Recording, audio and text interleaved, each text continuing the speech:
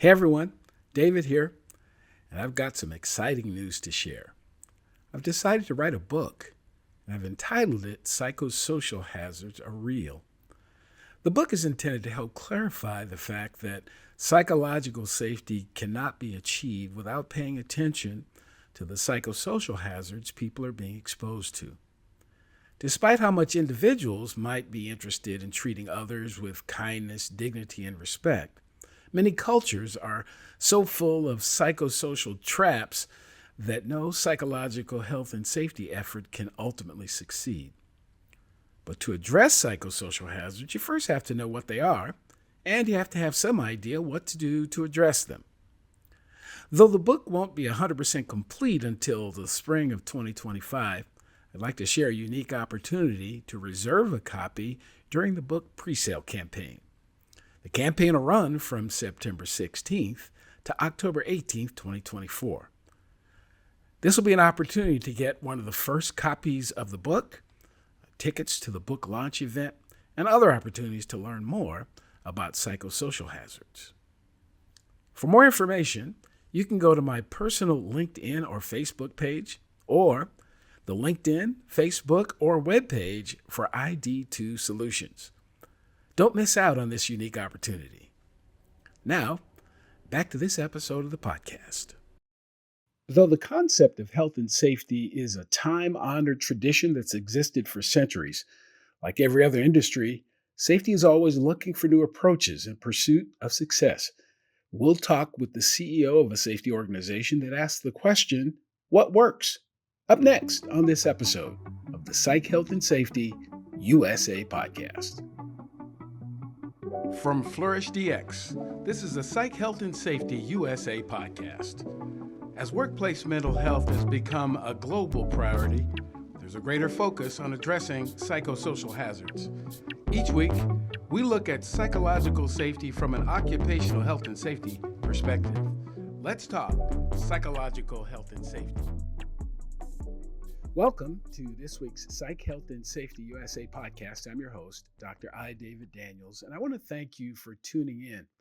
Each week, we seek to increase awareness of the importance of psychological health and safety by learning from the lived experiences, research, and expertise of our guests, as well as advocating strategies to reduce harm and minimize vulnerability to psychosocial hazards in the American workplace. So, safety professionals in 2025 face several evolving challenges. They need to address mental health and well-being, providing support for employees dealing with stress, anxiety, and substance use. With the rise of remote and hybrid work models, professionals may manage new safety challenges in home office setups, such as ergonomics, cybersecurity, and again, mental health. Employee engagement in safety initiatives is essential. It requires the creation of a safety culture, interactive training methods, and realistic safety protocols. Safety professionals must stay updated on new technologies, new resources, and sustainability practices to ensure a safe and healthy work environment. The conversation about safety has been going on in this country and, frankly, around the globe for decades. The question is, what parts of it actually work and don't? So I have the honor and pleasure of chatting with someone who asked that question. And so I'm going to start this conversation with another question. And that question is, and it's the, of course, introduction of my guest by my guest. The question is, who is John Dony? Hey, well, thanks, David, and thanks for inviting me to the podcast. I'm thrilled to be here and love talking about this. So, unfortunately, I have to start that by talking about myself, which is something I don't usually love doing, but I'll manage. Yeah, I'm John. David and I, obviously, we've known each other for many years on various different topics. I am the CEO and co-founder of the What Works Institute. We launched this enterprise in November.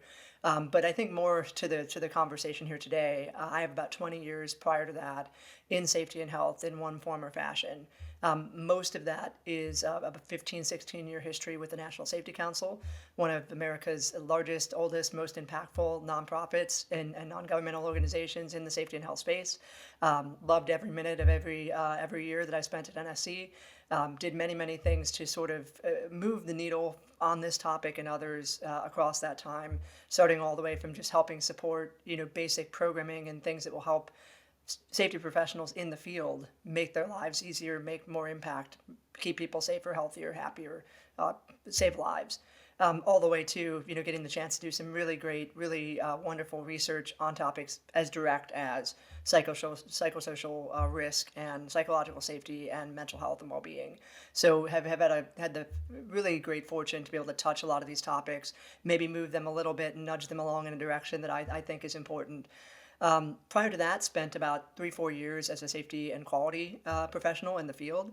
I really came into the field from a quality perspective, and even that was a bit of a happenstance, so to speak. I actually came from a background in sociology and communications and creative writing, and so I was maybe a people and language person first. And when I came into one of my first roles out of undergrad, I had the opportunity to get involved with an ISO 9001 implementation. And I've told this story a lot, and I think it mirrors a lot of the implementation and audit and assessment type work we end up doing. Is that you get a lot of people excited about something, you build a good culture in the organization, you get people attached to an effort, and sometimes it doesn't quite work the way you're expecting. And in this case, a couple of weeks into the ISO implementation, myself and the quality manager were the only folks really left standing on the implementation from the volunteer team, or really those who saw it for what it is, cared about it, and were passionate about it. And so when you see something like that, and you know it, you're drawn to it, and it just becomes the air you breathe. And so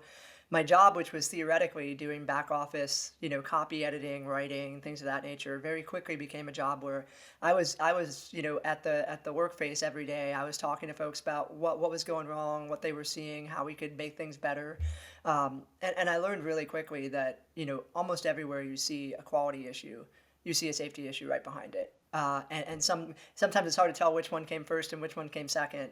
But I got a really deep appreciation by looking at that, finding it out, seeing things that people were unintentionally having, visited upon themselves or doing unintentionally, and just really looking for ways to fix it. And solving a good problem's always been something that I've enjoyed. So so that's really how I kind of maybe backed myself into the safety field and then found a home very, very quickly. And nowadays, really looking to your point, David, to dig into that question of what works and why, because, like I said, sometimes things go the way you expect, sometimes they don't.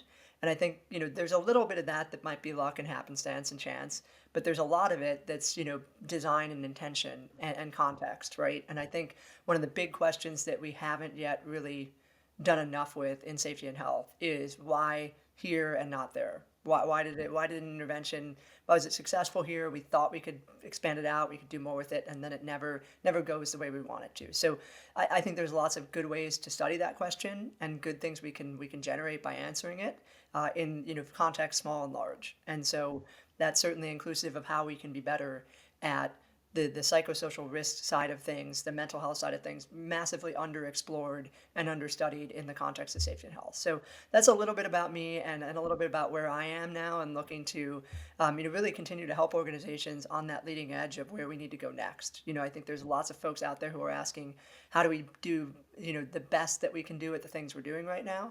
That's also a really important question and what I'm studying too. But more so, how do we make sure what's coming next and what we need to do a year from now, 3 years from now, 5 years from now, is understood, seen, and we're working toward it, and it's not going to catch us by surprise. Yeah, absolutely. Well, one other question I ask, and this is the standard question that everyone who comes on gets. What does psychological health and safety mean to you? It's a really good question, and I thought about what my answer to this might be, and I decided, what, I'm not going to prepare it in advance. I'm going to think about it in the moment, and it's going to come from the heart a little bit. I think that to me, it's really about looking at the totality of a person, how they show up in any context, whether that's in a work context or a relationship or interpersonal matters, and thinking about what they need to be them. I mean, what are the parts of you that matter and make up who you are? And some of that are your physical characteristics, what you look like, how tall you are, how much you weigh, how you grew up, what your genetics are, all those sorts of things obviously have a big impact on us. And society reflects them in various ways, and our culture reflects them in various ways.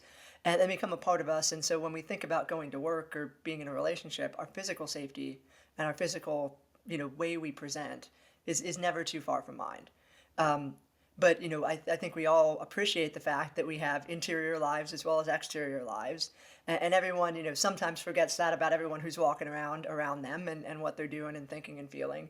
But I think we could all say that that's a very big part of makes us who we are, right? The things that are up here, the things that affect us or make us emotional, make us happy, make us sad, make us fearful, make us inspired.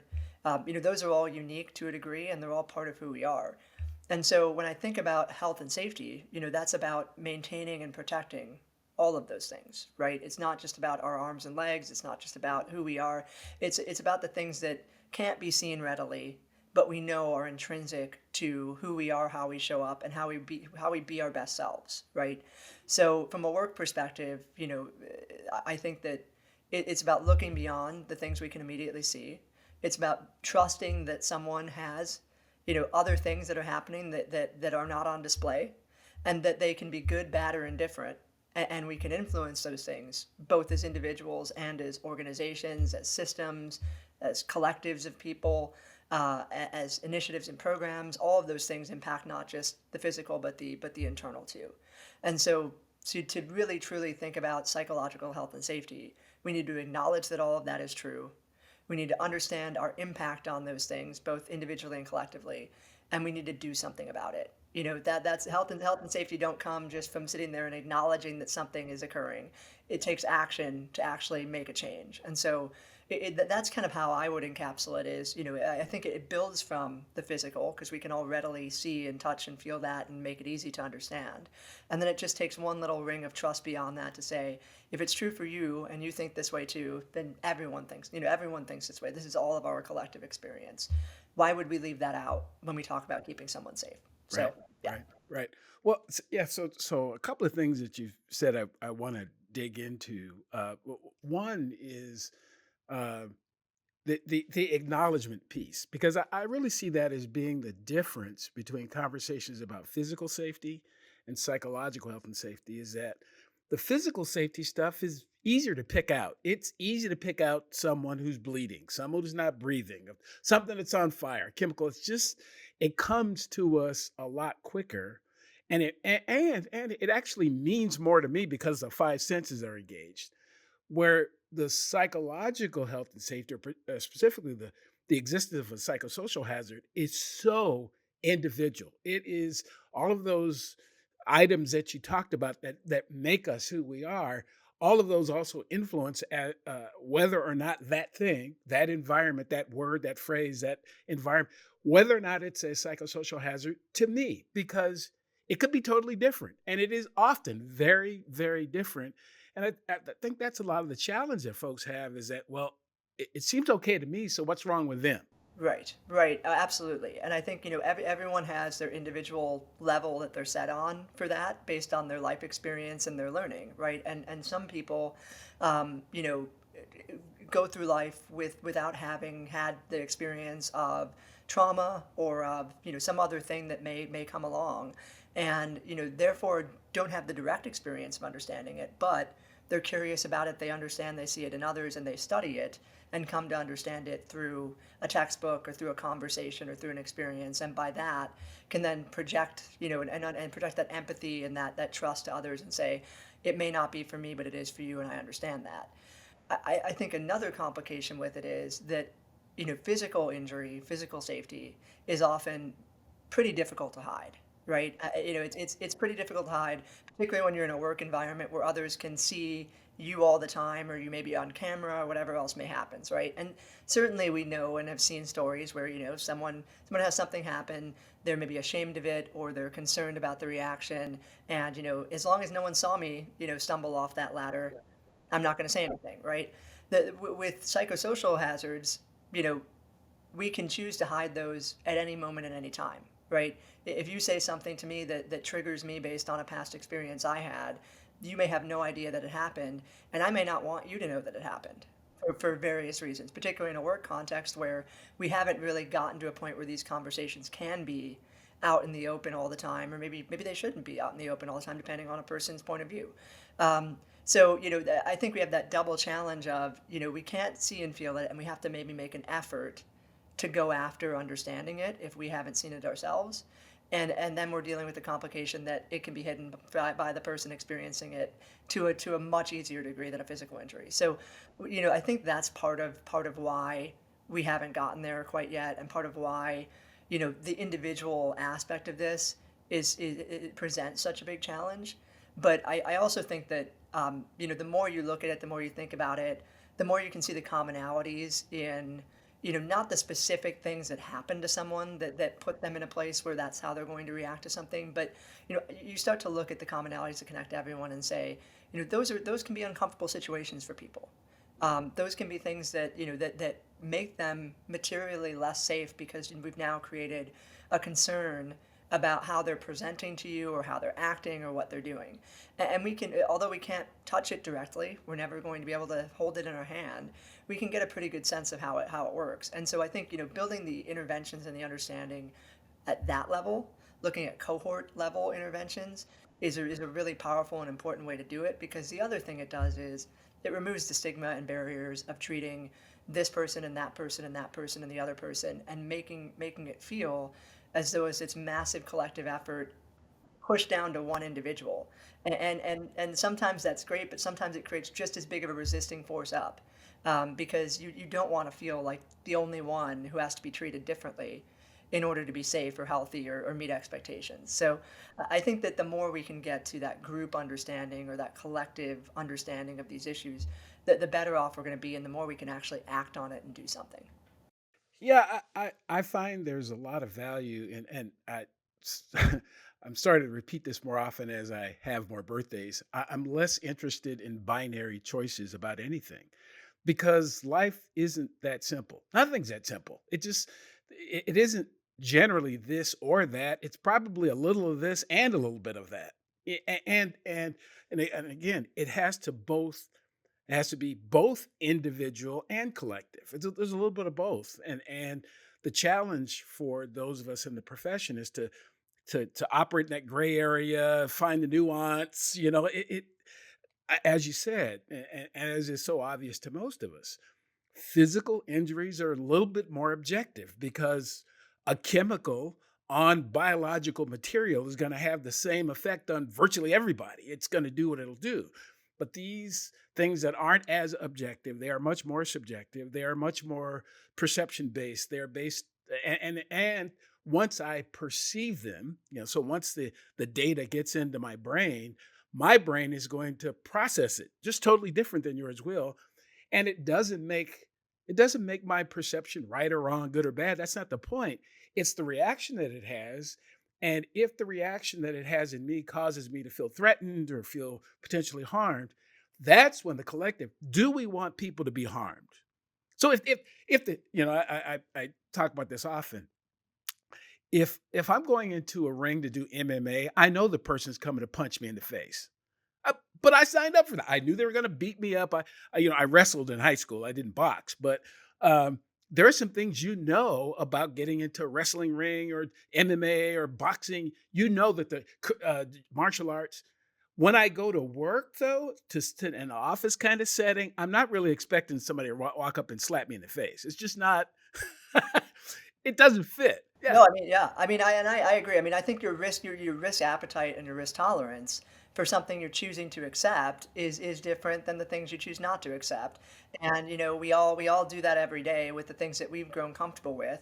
Some of us are bigger risk takers than others, but that the social contract or the norm of the work environment is that this is a place where we're going to do our best to protect people from harm, because your work is your work. It might not be your passion. It might be the thing that you're doing to survive, right? Quite frankly. And if we put someone in a position where they're in a survival, role at a job, and then they're exposed to these sorts of things, they're not signing up for that. They're signing up for putting food on their table, right? So, yeah, I mean, I think that, to your point about the individual versus the collective too, it's a complicated algorithm, right? I mean, we all, we know this now from engaging with technology, right? There's those cases where you hear someone say, well, my Spotify algorithm knows me better than I know myself, or my TikTok algorithm knows exactly what to give me at any moment.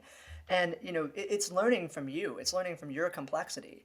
And whatever is in there, for the most part, I mean, conspiracy theories aside, right, is generated by your reaction to it and how you approach it. And so when we get into a work environment, I mean, I think it's the same thing. Everyone has their individual algorithm ticking all the time and filtering the world for them in a certain way. And we don't need to make a value judgment on whether their reaction or the way they feel about something is good, bad, or indifferent. As safety and health folks, all we need to know is when this happens, it makes that person less safe. When this happens, it makes that person less healthy. It creates a situation in which they engage differently with the things we're trying to do to keep you safe and healthy, whether that's a system, a program, a piece of communication, an interaction that you had. Those are all ways we're trying to keep people safer and healthier. When there's an input and output and you can just look at it in that way without having to pass judgment on it or place a value on it, it becomes a lot simpler to say, okay, well, let's just do the thing that will keep us safer. I think a lot of the conversation gets stuck on why does a person feel this way, or how, or how do we change it? I- there are slow steps toward that, certainly, and things you do that on aggregate can make all of that better for everyone. But the more time we spend worrying about an individual's responses to why, the more we're missing the point. And the more we should be saying, what are you going to ask why? Someone else needs a piece of PPE that another person might not.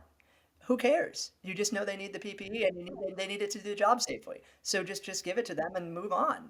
So that I think we get caught up in the rationale and context of that a bit in a way that is natural because we all like to think about people. We like to think about how people are thinking. It's just always on for everyone, right? We live in a world where that's how we engage with it. So it's natural, but I think it's a little misplaced. And I think again, the more you can get over that to say, who cares why? Who cares how many people? Who cares this person, that person? Just think about this as another intervention that if it affects 10% of your people, you would do it. If it affects 25% of people, you would do it. So who cares individually which one, why, and how? Just anything that's going to be helpful to affect a segment of population, you want to do it in general. So yeah, I think you're right about, and I think there's a nice tie back there to the risk tolerance and appetite piece of what do you sign up for when you go to work versus what do you sign up for being willingly exposed to these sorts of things that may happen to you. And yeah, it's just beholden on us as safety folks really to think about it that way and to not think about all the things before it or after it and just think about how we what we can do and what we know we need to do. Do you need more psych health and safety in your life? Then head over to the Flourish DX Academy for several free on-demand e-learning courses.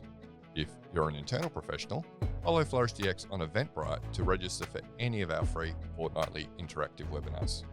Our flagship professional practice program is also exclusively available for internal professionals.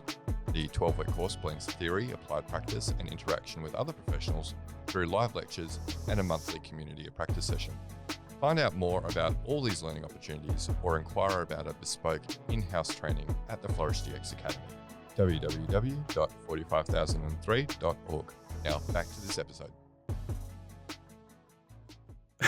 Something else you said earlier when you talked about what kind of inspired your safety journey was the fact that you'd been involved in some quality related stuff, and I can go back in the Wayback Machine to some years ago when when TQM was a thing, and so I'm really interested. I actually think there's a real strong connection between conversations about quality and safety because for example, W. Edwards Deming was, I believe, the one who suggested that every system is perfectly designed to produce whatever it's currently producing.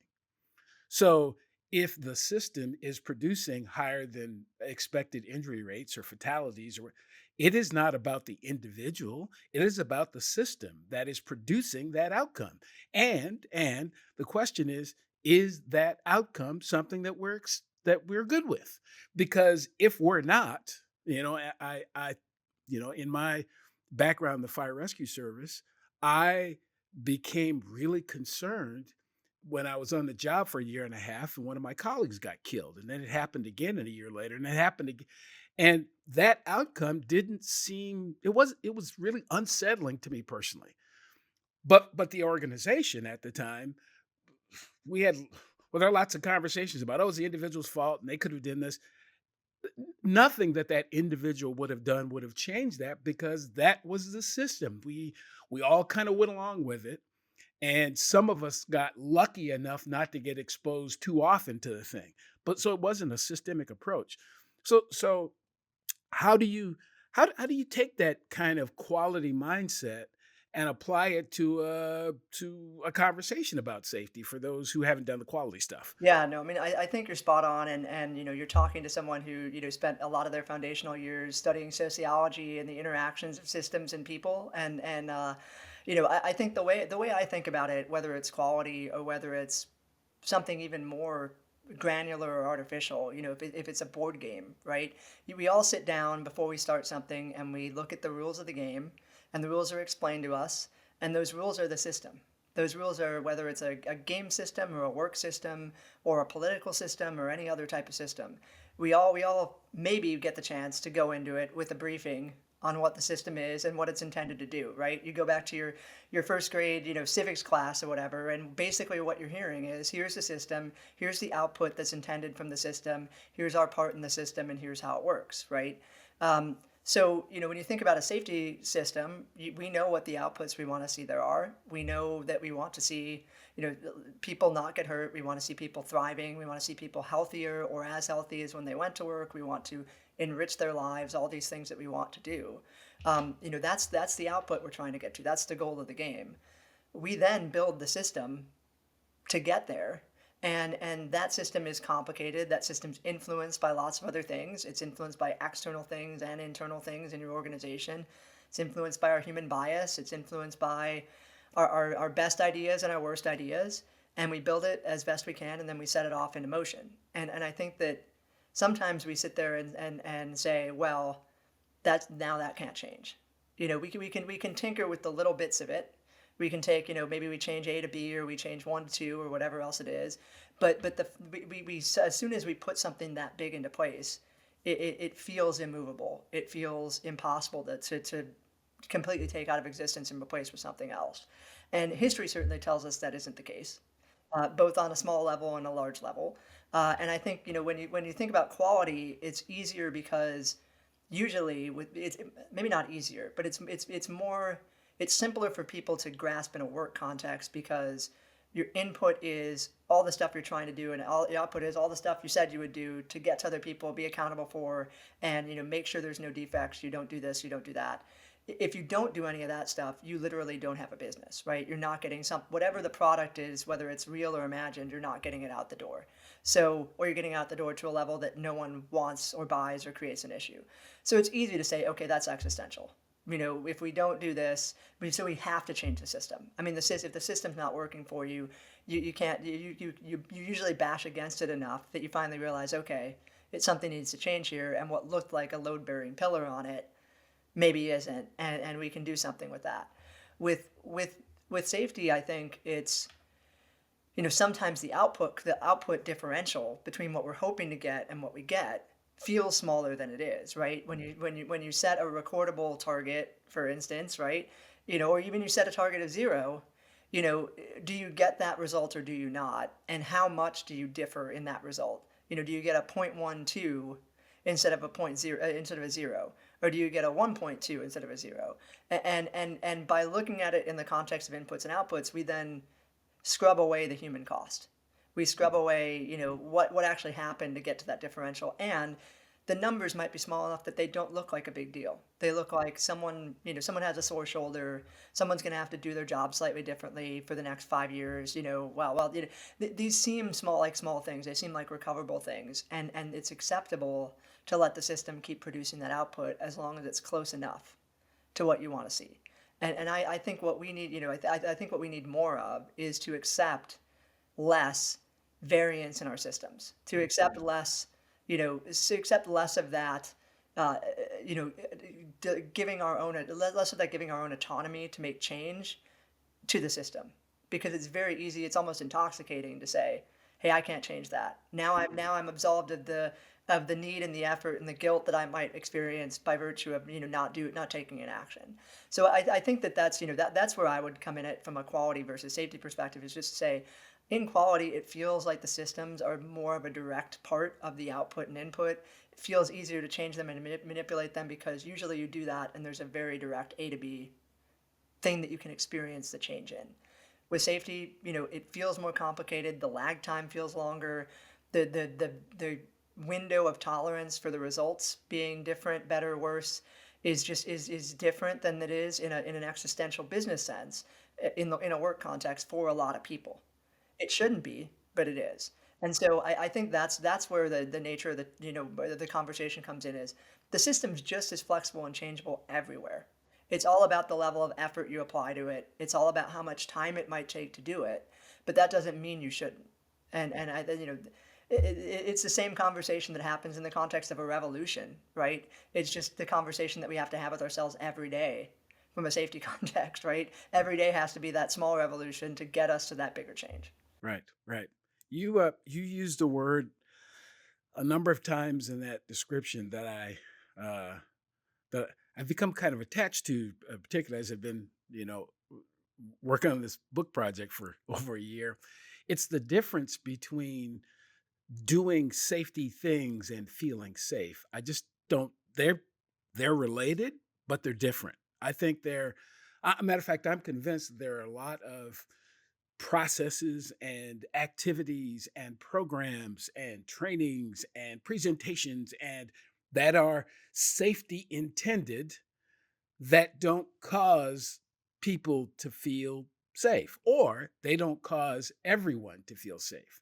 And that is not not a value judgment even on the system. It's just a reality that you can do a lot of things that don't achieve the feeling of safety to the person. And ultimately, that's what matters.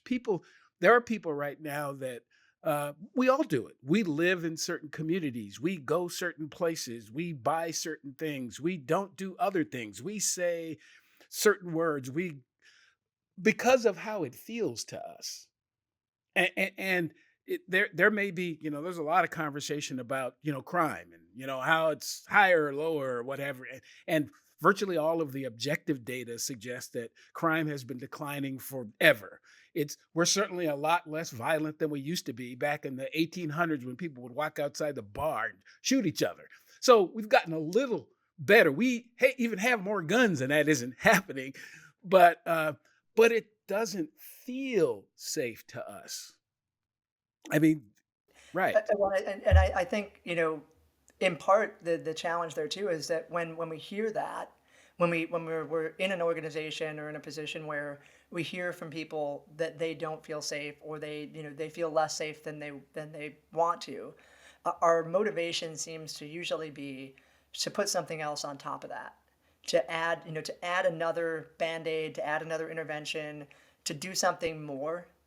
And I think that's the biggest trap, right? Because it really often probably isn't doing something more. It's doing something differently, number one. And number two, it's also something where we don't usually examine the root cause as well as we should. Because what by the time it gets to a worker saying to someone, or being brave enough to make a statement that they don't feel safe, which is a very heavy thing for somebody to say in an interpersonal context or a work context, just because of the vulnerability and exposure that it creates.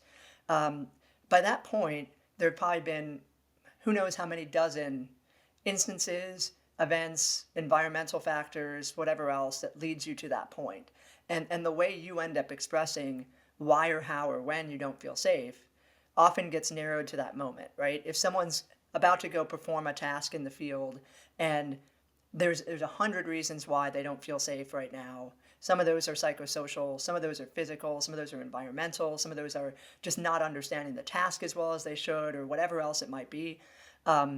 You're not going to see all of that expressed, and you're not going to hear all of it when that comes out. And when you track that all back, You can go look at all the little places that went wrong, but the big place that that probably went wrong in the first place is somewhere tied up in the trust culture and systems of the organization, right? And so, when we hear that, we go and if we get lucky enough to hear that, because that's not, sometimes we just never hear that at all. If we get lucky enough to hear it, our problem solving brains tend to go toward, okay, what can I do next, what can I do next, how do I solve that one problem. And what we need to be doing is taking not just one step back but a whole lot of steps back. And whenever I've looked at culture and feelings of safety in general, which is, there have been many studies and papers and pieces on this concept in general, it comes back to trust 99 times out of 100.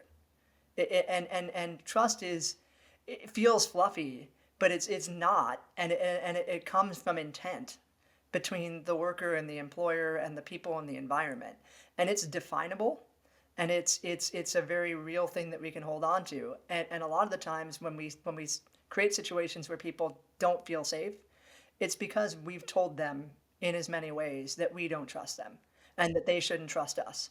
If we go, we go through all these processes, and we show them that when something goes wrong, a person gets blamed, or the process doesn't change, but this person now gets moved to a different department, or whatever else it may be. And that's a very extreme example in a disciplinary context, but in many, many small ways, even just not closing a feedback loop when something goes wrong, and you say, "Oh, I hear you," and then you may fix it, but you never even tell them. That right there is one as an instance where you've undermined trust, and you do it again and again and again and again, even with the best intent and with actually solving the problem, that you saw, in effect done. You're still undermining the trust there. So yeah, I mean, I go back to with this. I think it's, you can't, you can't do it to people. You can't expect that your best intent will get them there. You need to really look at the root cause of what you've done over and over again, and the system done over and over again, to get to that crisis point where someone's actually going to speak up. Right, right. Yeah. Again, adapted from something I heard someone else say, but safety doesn't work well when you try to do it to people or when you try to do it for people either. It works much better when you do it with people. So we both have a role. I mean, and again, it's again, not this binary, "Oh, it's the employer's got to do this and the workers." No, you both have to do something. Everyone's It's everyone's part of the game. I mean, that's what, everybody's a part. go back to that systems conversation, right? I mean, we're all, we sign up to take a job. We don't sign up to take on certain other things, right? We're not expecting to jump out of a plane and parachute somewhere when we sign up for a desk job. So we have our expectations set about what the game is, and we believe that everyone acting in the game is a good actor and an honest actor in what they're going to do. And when that changes, the trust breaks, and the result is the result, right? So that's everyone needs to show up and play the game the way we've said we're going to play it. And if the game is not working for us, we need to change the rules of the game.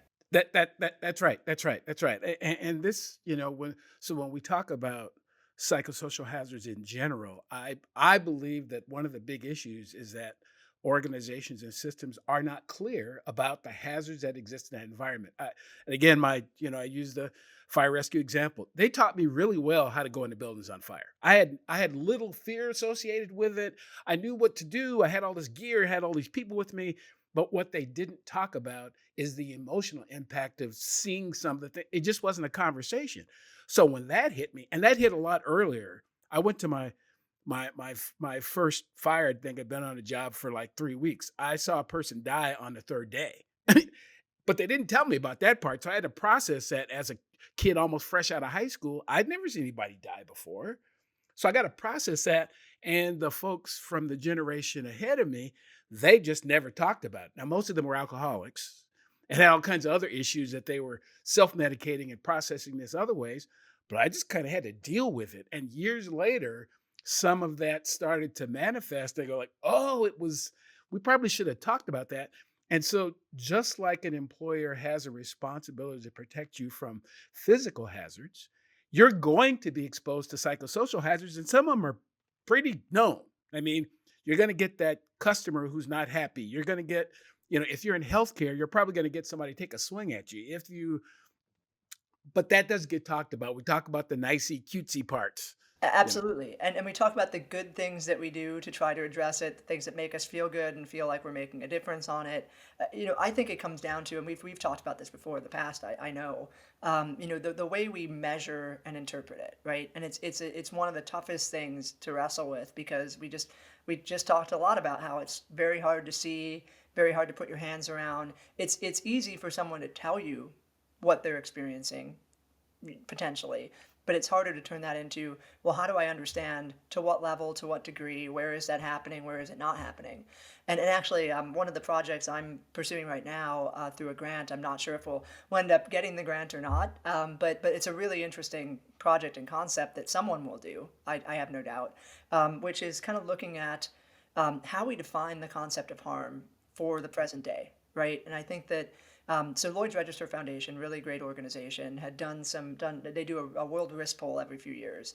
And I had influenced that instrument a few times in the past and kind of had some conversations about what could or should go into it. But, a lot of the things we learned out of that and have been learning out of that are the ways the perception of harm and the perception of risk and the experience of that is different in different contexts, is different for different people, but carries some commonalities that across the board we can come to terms with and understand a bit better, right? And it's not, I think you operate here in the United States, you've got a probably very Western view on what harm entails and what it is. You've got a particular economic stratification of what harm looks like and all those other things, right? You look around the world, and it's not necessarily that way. And what it points us toward is there are ways we can take that and say, on aggregate, here's how people experience harm, not just physical, which we know, but how they experience psychosocial harm, how they experience these, mental health challenges and loads that they may be carrying and other things, and work toward a better way to articulate it, not so we can say it went from 4 to 3 or 2 to 8 or whatever else, but to say, because I mean, then you're just counting. Counting doesn't help anybody. You need to actually take that and say, what is this telling us, and what do we need to go do with it? And I think that by creating a better mechanism to define what harm is and give people a way to share that they're experiencing it without the totality of what comes with that when you say that, is the first step toward creating the tools that we need to better manage and address it, right? So what I'd love nothing more than to do is to create a working definition for folks to use and try on. It doesn't need to be the one they stick with. It gives them a starting point to make it real for them. And then to find the ways that they can, even just anonymously, allow people to report when they've experienced harm and what kind of harm and how and for how long. And we just don't have any access to any of that. It's all locked in people's heads. And it, many of them want to keep it there for good reason because they're concerned about what's going to happen when they let it out. And so I think, to me, that's to grapple with that issue, David. I mean, that's where I think we need to go there. We need to say it doesn't need to be the end all be all. Everything evolves, right? Our conception of what physical safety is looks different today, to your point, than it did 100 years ago. If I didn't get in a duel with someone or get shot or run over by a horse in the street, it was probably a good day, right? That felt safe. Nowadays, that doesn't cut the mustard, and things change. So, I mean, I think that's we need to take those tools we've used on the physical safety side and apply the lessons from them, apply the context from them to the other side of it. We can't apply them one-to-one. That's right. I think a That's lot right. of our struggle comes in attempting Right. to apply them to one-to-one and being frustrated with the result. And so I think, I'm not suggesting we need no numbers or metrics. I'm suggesting that we need ones that are useful in doing what we want to do with them, which isn't quantifying and counting every case or saying it went from here to there, but looking at the trends, looking at the exposure, and doing something about it. Simple as that. That's right. But before our time gets away, I want to make sure that I ask the question: what is the What Works Institute? Because it's a very fascinating name to begin with, but what does that mean? What does that mean? Thank you. Yeah, I mean, the concept came to me over many years, I think, and it borrows from some things that are happening in the United Kingdom right now. So in the UK, there's this concept of what works that's deployed at a policy level, and it's essentially aimed at on aggregate, are our efforts working to try to do something from a policy perspective at a governmental level, right? If we have an education policy and an education strategy, if we have a crime policy and a crime strategy, if we have a whatever the issue is, a health strategy, what works for that strategy? Are we doing the effective thing? Are we testing our assumptions? Are we understanding that this did move the needle and this didn't, and this was effort that was useful and this was not effort that was useful, and potentially why would it work here and not there? Like we were saying earlier, you put an intervention in place in two different places, you get two different results. Does that mean it didn't work here and it did work there, or does it mean there was a reason that it uniquely, that it's not necessarily that it was badly designed. It's that it was well designed for this and not well designed for that. And there are, to go find those studies in safety and health, it takes a very long time, and you find very, very few of them because they're not easy studies to do. They take time and effort. They take a different way of looking at the problem than saying, hey, we're going to go solve for what is the best intervention in fall safety and construction, and but you have to target a research question, right? You have to go after something and go get the data.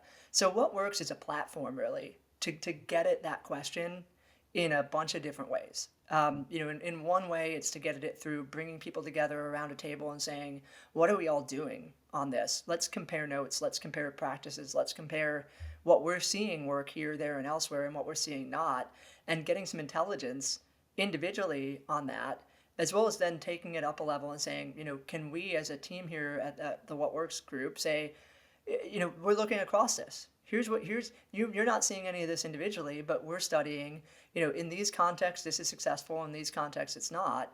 And let's put that out there to the world, because why are we going to let 100 others learn the same lesson themselves?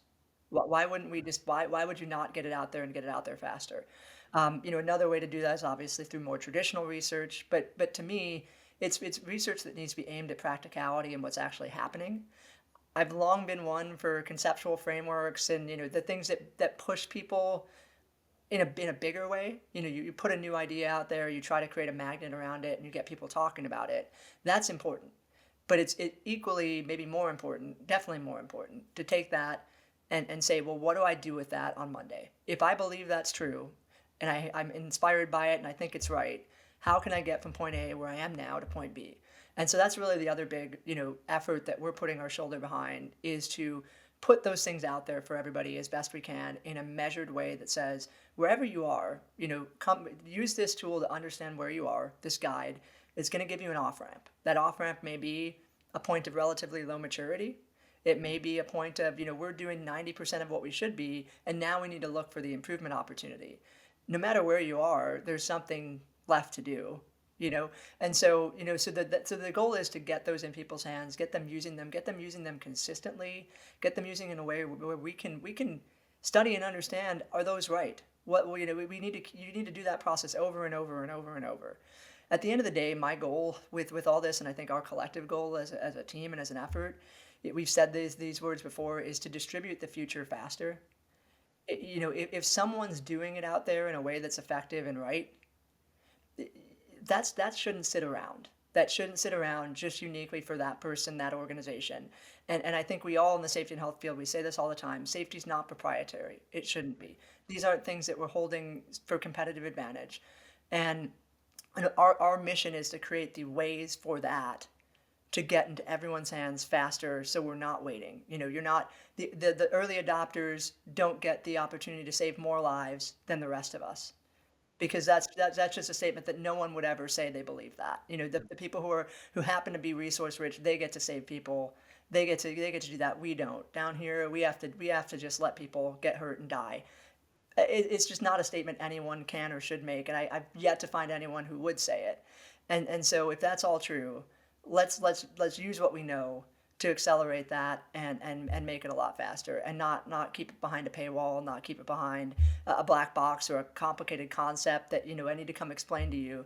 Just tell us what to do, tell us what works, tell us why. If we believe it, let's share it, and if we're wrong, we'll change it, we'll iterate it, and we'll make it better. That's it. Nothing's gonna be perfect. Nothing's ever gonna be perfect. So in the meantime, we've got this to keep us moving, and that's really the goal, is to build that community and that philosophy, really, to approach problems that way. instead of approaching them the way that we have been for a long time. Right, right. Back back in the late 60s, matter of fact, in at least the data I've seen, in I think in 1969 or so, 14,000 people lost their lives at work. And so the federal government in the 91st Congress decided they wanted to pass a law. We'd been around for as a country for 192 years, and we finally thought it was important to have a law to protect workers in the workplace. I think it should have happened earlier, but it didn't. And we've now seen, those numbers decrease dramatically, and they've kind of plateaued over the last 4 or 5 years.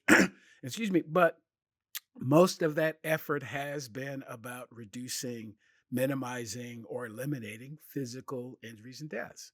And we are now, I am of the belief, and I think I can back this up, that no one is going to be physically injured without first being psychosocially harmed in the first place. They may happen instantaneously, but something happens in my brain that says that's bad, and then I get the physical impact. So, or the physical effects. What if we chase this back further upstream to try to figure out what is going on with how people are thinking and feeling and acting prior to the physical manifestation of harm? What can we deal with some of those? Can we eliminate some of them? I think we can. Can we redesign people's work? I think we can. Can we substitute for something that's a little bit? Absolutely, we can. Can we educate people? There are things that can be done. And again, to your point, in some cases, it's not doing more. It might be doing a little bit less. That's maybe a part of the issue. And doing a little bit less when, like today, why don't we just not do that thing because that's bringing harm to people, and make that decision and do that today? I think amongst us people who are interested in that, that sounds easy, but I don't think it's really all that hard. So before we conclude, if folks want to know more about what works, they have gotten into this conversation. Their propellers are spinning at 500 miles an hour. They want to learn more. How would they learn more about what works? Yeah, absolutely. So we have we have our website, which is the first obvious place to go. It's www.whatworksinstitute.com. Pretty easy. Bit of a long thing to type in, and if you're like me, you're probably gonna mistype the institute word, no matter how many times you've typed it in your history. But you can go there. We have a lot of great things on there that you can already grab for free and take a look at, just to give you a sense of what we're doing. Some concepts for our next work products that we're going to put forward. One of which is going to be very much centered on the intersection between SIF, HOP, and psychosocial risk, as well as mental health, because I think that we've fooled ourselves into believing those are all different things. To your point, earlier, those are all one thing that we need to look at and zip through and say, what are we really trying to do here? So that's going to be a big effort for us this coming year. So jump on there. You can go sign up to our newsletter list and start getting some things from us. We tend to, we're not going to we don't overmarket to folks. I've been on many of those lists before, and I'm not planning to be on too many again. So but yeah, jump in and just have a conversation with us. Whenever I get a LinkedIn message, it's just someone asking me something, or want to have an opinion on something, want to have a conversation. Maybe I'm the weird one, but I love that, and I love talking to folks about it. So feel free, anywhere I'm active, feel free to send me a note, an email, and question on your mind. I'm happy to engage in it. And if you want to know more about what we're doing, we have the website, and then in early March, starting March 3rd, we'll be rolling out our 2025 roadmap, which is really all of the things we intend to accomplish this coming year, what our members are telling us, where they see the world, where they see the needs for help. And a lot of it is very conversant with what we've been talking about. And really excited to start to share that and see how it reflects the needs of the profession at large and the needs of organizations out there at large. And just, ultimately hoping that, whether organizations want to do work with us or engage in this or not, that we find some ways to help people, and we find some ways to help people faster. And if we've done that at the end of the day, we're happy. So, but that, have lots of ways you can find out more about us. Simplest way might be to just give me a text, phone call, or email, and I'll be happy to talk to you more. Absolutely. Well, John, thank you very much for this really exciting conversation about not only about what works but what's coming. It's good to know that there are a group of safety interested, safety adjacent, safety professionals, safety concerned folks that are also looking at, maybe there's a better way to do this, and is there a way to do this better? and do it quicker. So, if you're watching or listening to this podcast for the first time, welcome. I hope something that you've heard will bring you back to a future episode. Previous episodes of the podcast can be found at psychhealthandsafetyusa.com. You can watch, like, subscribe, and share the podcast on the Flourish DX YouTube page. And you can join the Psych Health and Safety USA movement by connecting and becoming a subscriber on LinkedIn. So until next time, stay tuned and look out for the next episode of the Psych Health and Safety USA podcast.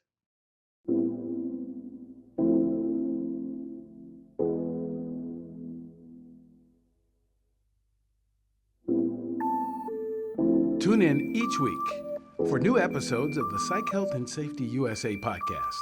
If you have a story or know of one that needs to be told, reach out to us on LinkedIn or send an email to david@id2-solutions.com or go to the Flourish DX website at flourishdx.com. We'll see you next time.